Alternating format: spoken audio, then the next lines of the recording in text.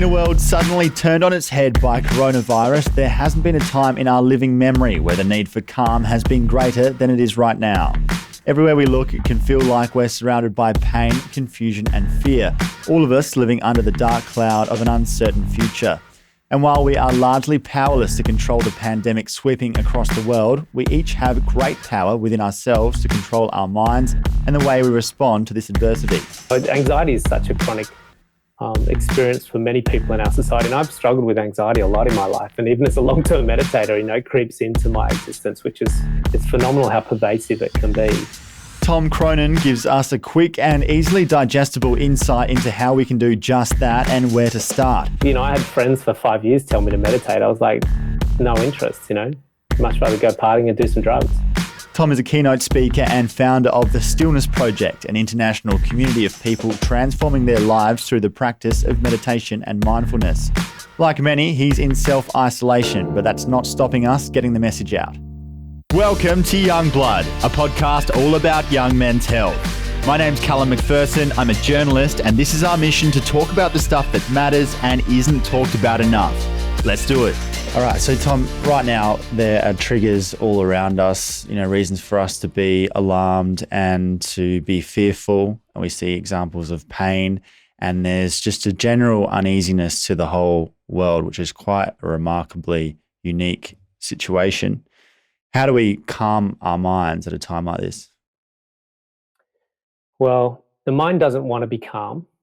The mind naturally, in its design, gravitates towards the most exciting possibilities, the most charming propositions. So Instagram stories, Facebook walls, news stories, media, anything that's going to give the mind some form of excitation and stimulation. So it's not going to be something the mind's just going to want to suddenly just sit down and be quiet.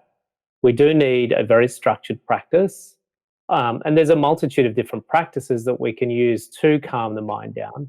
And it's a matter of finding one that really is most suitable for you. For me, I use a practice of meditation using mantras that take the mind into deep states of transcendence and into an inner state of quietness.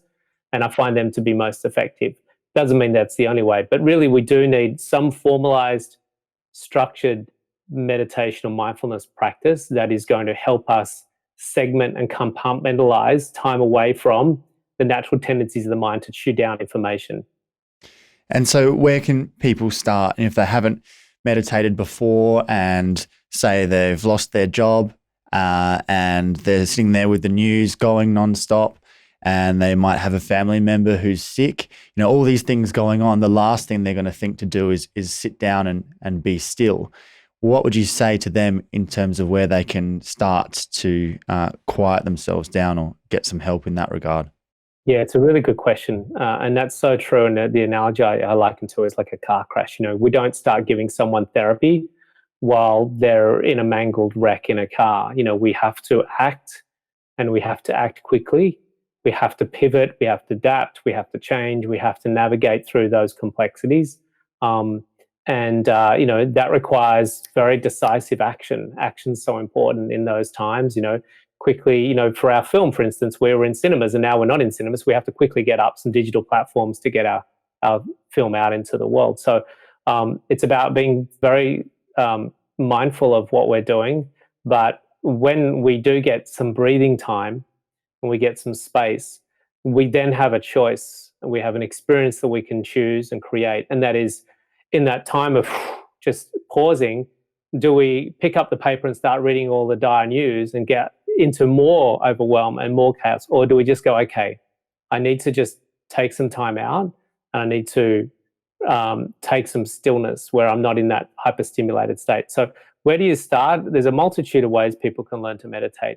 I always suggest at the top of the pyramid, which is starting with a qualified practitioner that is trained in the art of meditation training.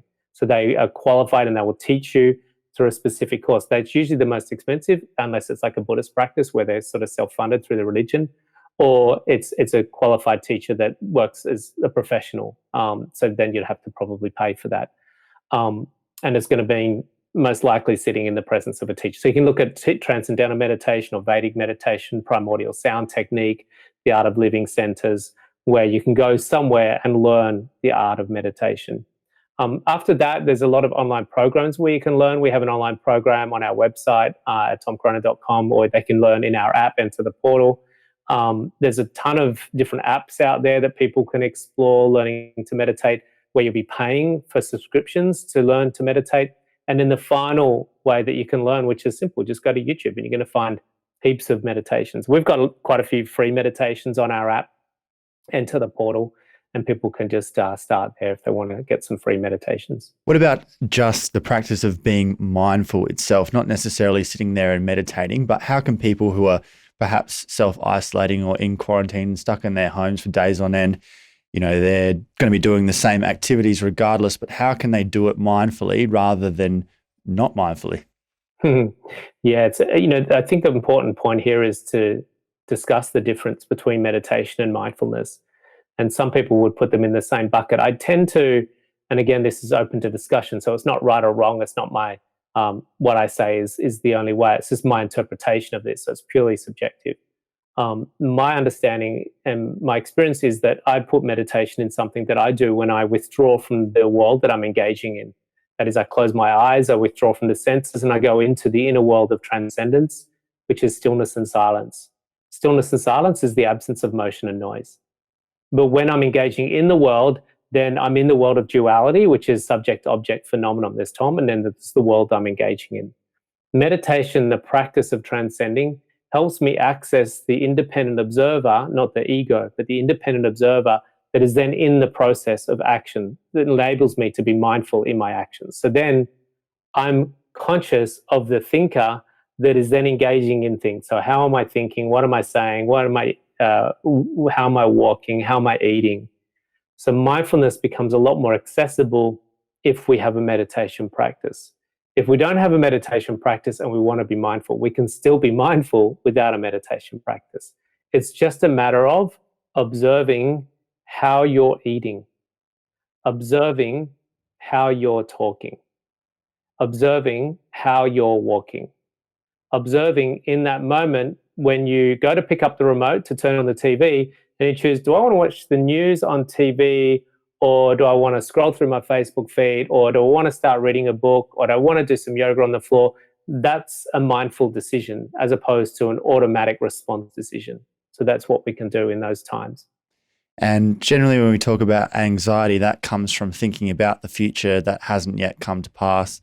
And at a time like this where we are so fearful and a lot of people are surrounded by uncertainty, there's that very big temptation to think ahead and then get caught in a loop of panicking and worrying about what's going to happen. So what is the gift in being able to bring yourself back to the present moment and be where you are, even though that's not the best situation right now? It's better than a imagined future in which everything goes terribly wrong. Yeah, anxiety is such a chronic experience for many people in our society. And I've struggled with anxiety a lot in my life. And even as a long-term meditator, it creeps into my existence, it's phenomenal how pervasive it can be. So I empathize with anyone that does experience anxiety. I genetically had a very busy mind that naturally by default tended to jump into the future and explore fearful scenarios, which obviously causes a ripple effect of anxiety. And a lot of people listening may probably have that experience as well. And that's just unfortunately by default the nature of the mind, that it regresses into the past or projects into the future. It's not conditioned and trained to be in the present moment. And so what we need to do is bring back our power, reclaim our power from the mind. Our mind hijacks our reality because the fundamental reality is that there is only this moment. And when we're only in this moment, then you'll find an incredible sense of peace pervade through your experience of life. It's just that the mind is disturbing that present moment by taking you out of the present moment, because the mind finds that's incredibly dull and boring, when I could much rather project into the future and create this huge anxiety scenario, which gives the ego a sense of identity and presence. Especially when we have so many things that help us to do that in our living space, and with the news that we watch or just looking around at how other people are reacting, everything's sort of urging you to think ahead and to be anxious. So it's very hard to resist the temptation to do that. Yeah, our mind's getting fueled. It's like being in a candy store with lots of sugar all around it, with lots of news and Instagram and Facebook and feeds and stuff like that. So it's going to require a lot more diligence. And there's a beautiful quote: "The path to freedom is eternal vigilance," and that is eternal vigilance of the mind. So just be very mindful of the tendencies of the mind to run away from what is here, what is now. And some things that we can do to really center ourselves and bring us back to this present moment is just simply come to the breath. And if that's a little bit of a struggle, which is just observing the breath moving through the body, if that's a little bit of a struggle, then come to the five senses. What am I tasting? I've got lingering, needless to say, I had some sweet chocolate not long ago, as it's the afternoon. I like to have my little 2:00 dark chocolate fix.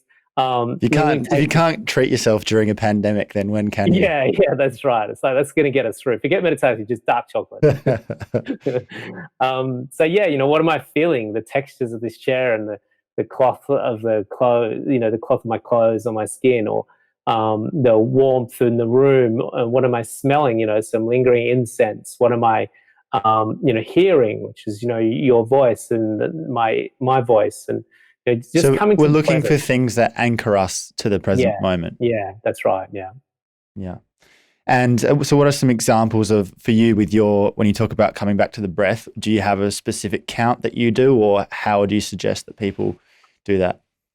It depends if you want to do it with your eyes open or eyes closed. I do have what I call the gentle breath meditation in our app, which is really just sitting with your eyes closed and observing the breath moving through the nostrils. And it's a very precise observation that we make in that meditation, which is to observe a very slight and very delicate cooling of the skin around the rim of the nostril, where the air is brushing the moisture. There's a slight moisture that just sort of perforates the skin, just sits there on the edge of the skin around the rim of the nostril. And as the air brushes in and out of those nostrils, it cools the skin around the rim of the nostril. So with their eyes closed, that's a meditation practice. But if it's eyes open and you're cooking or you're walking or you're just sitting there and you're feeling a little bit overwhelmed, you could do a counting breath, which is to really regulate the breath deep down. And I recommend putting your hands on your belly button with your middle fingers just touching like that, and they would touch just over the belly button. And as you breathe in, they should separate. And the reason why we're doing that, and as you breathe out, they should retouch again. And what we're doing here with this practice is we are firstly regulating the breath to be gentle and slow and bringing our awareness to the breath. So it's about taking the mind out of the future and past and into the present. But we're doing it in a way that almost forces the breath deep so that we can expand the belly button, as opposed to most of us will breathe up here. When we breathe, the hands will separate up here and the belly button will be unmoved. We don't want to do that breathing. That's what causes anxiety. And what can be the power of breathing correctly and of taking a brief meditation, whether it's 5 minutes, 10 minutes, 20 minutes, an hour, or consciously being mindful? What are some things that people might feel in terms of a change in themselves biologically or in their mood at the time? How will people feel differently if they do this? Yeah, it's a great question. The main thing we start to notice with a meditation practice is a shift out of the sympathetic nervous system state and into the parasympathetic nervous system state. So that's what's happening in the body from one system to another system. Now, what that actually translates to is a change in biochemistry. When the body moves out of the sympathetic nervous system state, that's the stress response, S for sympathetic and S for stress, moves into the parasympathetic, which is P for peace, then the cortisol and adrenaline that's pumping in the body replaces itself for serotonin and melatonin and oxytocin. So you might start feeling tired, you might start yawning, you might start feeling light, and what you'll reduce is that hyperstimulation that's happening. Now that leads to a whole other trigger mechanism in the body, which is quite phenomenal. But that can become a domino effect in the same way that the sympathetic nervous system can set us off and make us anxious and have that snowball where we end up panicking and being in fight or flight mode, the same can be true if we get into the parasympathetic nervous system and we can feel calmer and more able to cope with what's happening. And if we can train ourselves to live there more so than sympathetic, or at least to come back to it, then we're going to start to really affect how we feel day to day. Yeah, absolutely. It's for our own physiological, mental, and emotional benefit that we sustain being in the parasympathetic nervous system state and out of the sympathetic. Now, if you're getting mugged in a laneway, someone pulls a gun on you, if you're being chased by a saber-tooth tiger, by all means, kick in your sympathetic And nervous system. That's why it's there, for when you're actually in real danger. Absolutely. Yeah. It's there for a reason. It's there to really instantaneously protect you. But what's happening in our world today is that we're staying in these states for long, long periods of time, and it's leading to huge imbalances and anomalies in our well-being. And it actually affects us physically as well, and can do so in a strong way. And I think that will be amplified at a time like this, where people, well, one, they start to think that they're sick or they have symptoms because that thought's been put in their head and that sort of threats all around them. But then also being conscious of being stressed like never before, they start to think they have pains or illnesses or something wrong with them. And that's can be a trick of the mind. Yeah, absolutely. It spills over into so many different areas of their life. And it's a misinterpretation. We call it pragyaparad, a mistake of the intellect, that's perceiving things in a way that isn't necessarily true. How would you say this time can be looked at as an opportunity? Like, obviously, it's terrible in so many ways for just about everyone around the world, but we can't deny the fact that it's here and it's happening. How can we look at it as an opportunity rather than as a disaster? It's a difficult and complex discussion to be had because we naturally want to see events like this as tragedy, and our media will promote it solely as tragedy, and the media will only talk about the tragedy because that's where we sell most media. We get most eyeballs on the page. And Dr. John Demartini does a lot of this work in the work of polarity, that every experience, no matter what it is, has a polarity of a pleasure-pain dynamic, or challenge and support, good and bad. And, there's a lot of people that are making a lot of money and having huge levels of success out of this experience. There's a lot of people that this is benefiting them in many ways. The planet itself is benefiting from this more than anything. The levels of pollution have dropped dramatically in just a short period of time. Families are coming together, people are uniting, people are realizing that they were distracted from core values, people are spending less money. There's a portion of people in our society that are getting, obviously dying. This is a tragedy. There's obviously a portion of people that are missing loved ones, getting sick, losing jobs, having financial challenges. So there's immense levels of challenge in this experience. There's immense levels of support and success happening in this experience as well. And we've got to look at this in a very balanced way and recognize that this is always playing out no matter what. Before, when we had huge levels of success, which was share markets on record high, everyone going to Messina ice cream, everyone having Tinder dates, everyone getting Uber Eats, everyone driving around and going to Fiji holidays, but the planet was crumbling around us, and we were getting a debt bubble and an enslavement into the banking crisis, which is about to happen again as they suddenly print out 1.2, I think it's $2 trillion now to pump back into the system. So we just got to be really open-minded and balanced in our perspective of reality and look at the full spectrum, not the spectrum that the news wants you to look at, and weigh out both sides of this scenario. It's very difficult for us to even promote the idea that something positive could be coming out of this, because some people like to gravitate towards tragedy, mayhem, chaos, and destruction. But that's not the only way to look at this. And so how can we as a species grow through this? We can reassess what might have caused it. We can reassess what we can, how we can redesign our lives around it. We can reassess how to cope with less money, with less extravagance, with less movement. There's a lot to be said about this experience. Interestingly, today is Nyepi. And Nyepi in Bali is a day that's purely allocated by choice to complete isolation. No one in Bali can leave their house today. And the entire country well, the entire island, I should say, Indonesia's country, the entire island will stay indoors. No one will go outside of doors. The entire island follows this protocol by choice. It's not a rule, it's just a choice. And inside the confines of their houses, no one will talk, complete silence by choice. And I think, imagine if we did that at least one day a year, that'd be phenomenal, right? What do they think the benefit of that is? It's about realigning themselves to what are core values, what is designed to bring them to a higher experience. That, yes, there are wonderful things that I can have in my world, like working hard or making more money, getting more shares, having a bigger housing property portfolio, or meeting a date on Tinder, or whatever it is.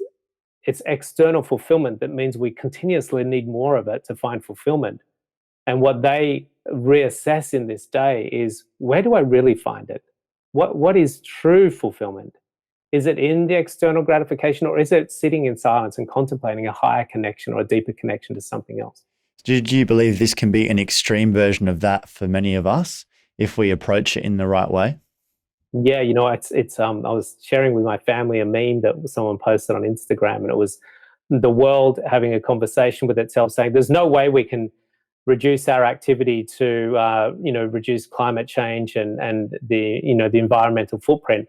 And then Mother Nature saying, here's a pandemic, go and give it a shot. It's possibly some forced way of us doing what we need to do consciously, but we're just not doing it consciously, so it gets designed for us. Yeah, because we won't change sometimes unless we're pushed to do it. Yeah. Where does gratitude come into it, and finding a way to be grateful for what you do have, even when so many things are being taken away, even with all the devastation and the awful stuff around us that I've spoken about? How do we find a way to be grateful still for the things that we do have and what we can control? Gratitude's such a powerful force. It's a powerful energy that we're like Wi-Fi modems that emit frequencies. And gratitude is a vibration that emits, when we embrace it, of abundance. It's a recognition of my abundance, regardless of the circumstances. So the sun shone on my skin today and served me with light and warmth. The wind blew away pollution. The trees emitted oxygen. The bees pollinated flowers. I had food on my table. I had a warm shower today. Phenomenal. There's a multitude of things, you'll be amazed. And I write 10 things down on my notepad each night by my bedside of things that I'm grateful for. My cavoodle, my puppy dog, licking my face this morning as I try to wake up. There's so many things that you'll be able to find that are a gift and a blessing in our life. And so now more than ever, we have to be able to have the discipline and the drive, the willpower to still remind ourselves and each other of those things. And I think if we can try to be leaders at this time, whether it's within your own family or your workplace or for your loved one or for yourself, as we've said, we can't stop what's happening right now, but we can choose to stand up to it and try to be strong and a force of positivity and something that can drive us to get the best out of, a really bad situation. The greatest gift we can give the world. And sometimes it's a little bit outside our control. There's no question about it. Someone hits up the back of your car and you're in a car crash. There are circumstances that are outside our control, but a lot of times it's inside our control. And our greatest gift we can give the world is our happiness and health. And the world's programming isn't geared towards us feeling happy and healthy. It's deeply conditioned and programmed into us being unhappy and unhealthy, because that's where it thrives. The system works really well if we're unhappy and unhealthy, but the greatest gift we can give to the world, if we've got that capacity, is to be happy and healthy. And one of the major reasons that I'm sure you come across constantly in your travels across the world, when people say, oh, I don't meditate because I don't have time, or I'm not mindful because I don't have time, now is such an incredibly rare opportunity where, for the first time probably in living memory, and maybe for a long time after this, pretty much everyone does have, other than healthcare professionals, they do have time.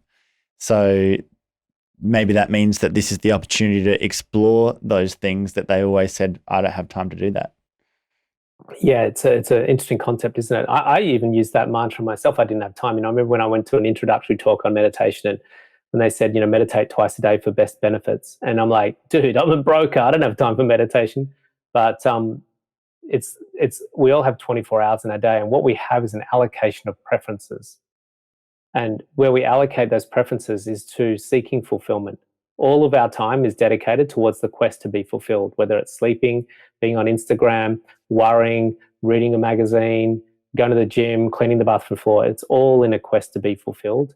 And it's just a matter of where are we searching for it. As you said, now's the time where we've got not more time. We still have the same amount of time. We have greater priority to allocate towards sitting and closing our eyes and connecting to the silence within and the inner bliss that lies within us. There's a great quote from Maharishi Mahesh Yogi, a great sage that walked this earth a few years ago. And he said, no one needs to suffer because there's an ocean of bliss in everyone. And what did he mean by that? That if we get outside the mind and our emotional body that is in a state of relativity, that is subject-object phenomenon, where the world outside of us is affecting our inner state. That is where something good happens, we feel good. When something bad happens, we feel bad. If we get something we like, we feel good. If we lose something we like, we feel bad. And we're in this constant flux of ebb and flow of good and bad, right and wrong. And that on our emotional body keeps us in this constant peak and trough experience. But if we transcend that, which happens through the meditation process, we call it moksha, which is freedom from the binding effect of life, where the state I'm in isn't influenced by circumstance. It isn't influenced by outcome. It takes a while to achieve that and attain that. But this is what's within all of us. And this is what inspired our film, The Portal, was to inspire people to become aware of this presence, this existence that lies within us. We've been very distracted in the outer world and haven't really gone exploring to that inner world and finding that bliss, but it is there. And that is our great power as well. Yeah, absolutely. It's immense power. What is the difference between being still and doing nothing? I think that was a quote from Karate Kid. Well, I did watch that recently, but I swear that's not what I got it from. Great movie though. Yeah. Sensei. Doing nothing can lead to boredom. Doing nothing can lead to boredom. Being still is a practice. Being still is the absence of noise and motion. Or silence and stillness is the absence of noise and motion, but being still is the absence of motion. And when we talk about motion, what we're talking about is mental, emotional, and physical. Mental, emotional, and physical. So being still requires all three. Being still. Doing nothing can actually still have motion. Emotional, which is E, in motion, energy in motion. Mental, even when we're physically moving, we can be seen as doing nothing. So there's a big difference there. And what's your response to people who might still, watch this or see some of your other work or all the others on YouTube and everywhere that it's so available? The great thing about being alive at this time is if you want to go and learn how to do something, there is so much at your fingertips to go and make that happen. But like you said, people who say, oh, I can't meditate, not just that I don't have time, but that I can't do it or it doesn't work for me. They're not, I would assume that you wouldn't say they're a lost cause. What do you say to people like that? Yeah, look, I had friends for 5 years tell me to meditate. I was like, no interest, much rather go partying and do some drugs. Sort of the opposite. Yeah, the complete opposite. And so it's about respecting everyone on their journey. And if it's not time, it's not time. It might never be time, it might not be your path. You might do plant-based ayahuasca, you might do qigong, you might do yoga, you might do going to the pub and drinking, whatever your quest to be fulfilled is, do that research in that area and just see how it turns out for you. There's no judgment, there's no right or wrong, and just your own personal experience is your own personal experience. And that will validate, my children, I say to them, you do your research and let your experience determine whether that is a good avenue to finding fulfillment. But for people who, their current way of thinking and dealing with their emotions and trying to find some self-control, if that's not working and they find themselves in chaos and they're unable to control their minds and their thoughts and how they feel, where do they go initially? Okay. Yeah, right. Google a meditation teacher in your suburb or your city.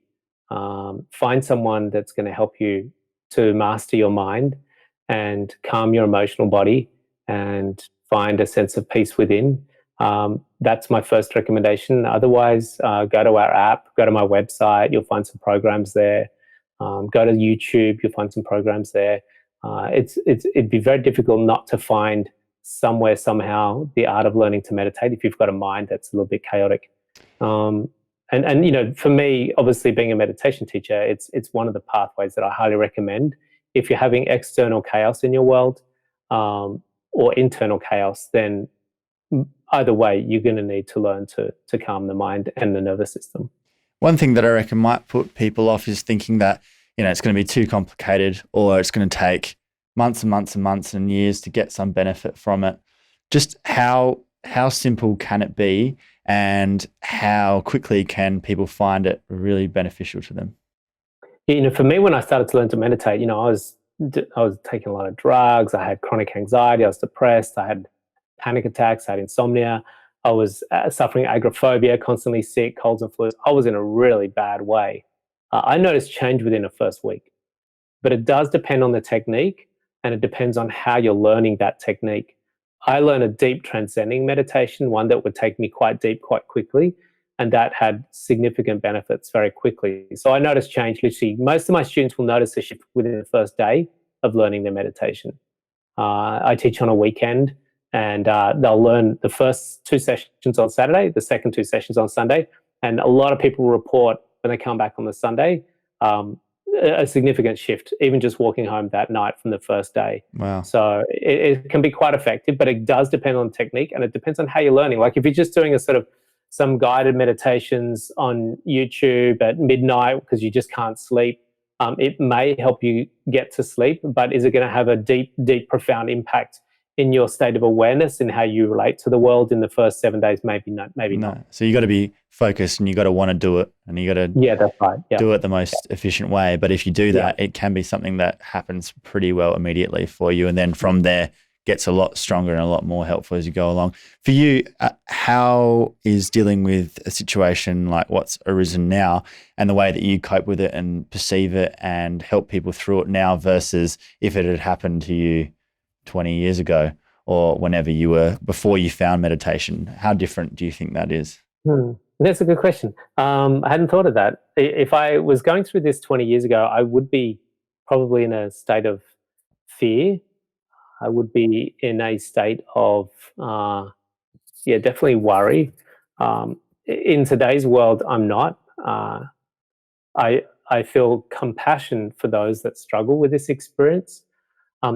I had been aware of something like this in some way, shape or form, not necessarily a pandemic, but a crisis of some sort coming around. And we talk about this in our book that I wrote, The Portal, on page 2. I only did a post on this yesterday.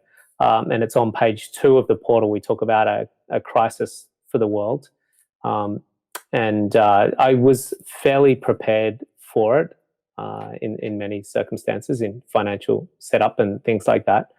So a lot of this was about preparation and an awareness. And my meditation practice helped me have an intuition and a sense of possibility of this coming in some way. It wasn't the nature that I'd forecast, which is pandemic, but it was some form of crisis. You're just referring to like a shift in which that was going to affect the world. Yeah. We had very much lost our way as a species. And we'd been getting quite a few messages along the way, but we'd been ignoring them. How optimistic are you that we're going to get the message as humankind from this, and that we're going to be able to emerge from it as people who are more compassionate to each other, more compassionate to the earth, more appreciative of what we have. Do you think that this is going to be enough to change our behavior and our thinking, or are we going to fall back into how we were before? Oh, that's an important question, isn't it? Depends how far this podcast is going to go, how I answer this. uh, I don't think we're there yet. We won't have an enlightened society as a result of this. So we are in the process of becoming more aware. We are in the process of becoming more kind. We are in the process of understanding that our interaction with this planet Earth is a symbiotic, dual relationship. We're much more aware than we were in the 2005 GFC, but I don't think we're aware enough for it to be a finite thing that we've arrived. I think we've got degrees of awareness coming through this one, which will require, unfortunately, possibly in distant times, another rashi of some sort to trigger more growth and more awareness. The governments are going to fall back into, we've already seen, the same patterns that happened last crisis and the crisis before, which is to try to suck us into the system that created the problem in the first place, which is turn on the printing press and give us tons of money to go and spend and spend and spend, which is just causing more of the same problems. So what do we as individuals and as the people, what do we learn from this that we make sure we don't forget afterwards and that the government can't affect? You ask really good questions. Their greatest power comes from owning our own health and happiness and not being a slave to the system, to empower ourselves, to embody a deep understanding of what it takes to be healthy. Of course, if you get a knee injury or a car crash, there's certain things that Western medicine can really provide, and it's a wonderful system that has many, many benefits. There's no question about it. But a large portion of our society has very preventative health, but they're just not aware of that. And so that's causing huge amounts of enslavement to a system. And the second thing is awareness around the financial traps of enslavement to a debt system. So we're not rewarded in the current system for being responsible with our money. We're rewarded in the current system for spending our money and borrowing.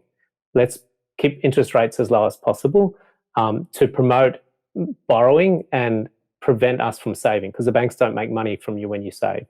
So what we can do here is try to reclaim our own autonomy by keeping life really simple. Keeping life really simple. Go back to core values. What really enlivens and enhances your life is spending time in nature, having good connection with family and friends. If you want to have a holiday, go up the coast and go fishing, or go camping and go hiking in the Blue Mountains, or we don't need to get in a tin can. Look, I flew a lot last year, admittedly, so I'm just as guilty as everyone else. There's no question about it. I do offset all of my flights, but the reality is I still got in a lot of planes. So it's a good reminder for all of us, myself included, to just go back to really simple living, and if we work less and spend less and have less, we can work less and spend less and have less. It's a kind of interesting loop. Yeah, and in some ways realize that we have more doing that as well. So much more. That's right. Exactly. Yeah, it's a good addition. Yeah, it was really interesting to talk to you, man. I definitely feel better for it. So I think lots of people will for hearing it. So better go home and get meditating. Yeah, good on you, man. All right. Have a good day. If you got something out of this episode, please leave a comment and subscribe wherever you get your podcasts. It really helps us grow the show so we can keep bringing you the content that matters. If you want to stay up to date with what we're doing and get involved, get onto the Young Blood Podcast Community Facebook group and follow Young Blood Podcast on Instagram. And if you're keen to get in touch with me, email youngbloodpodcast, all one word, @hotmail.com. This podcast was produced by the talented Rory Noak at Podbooth. You can check them out at podbooth.com.au. This is Young Blood. Thanks for joining us. Catch you next time.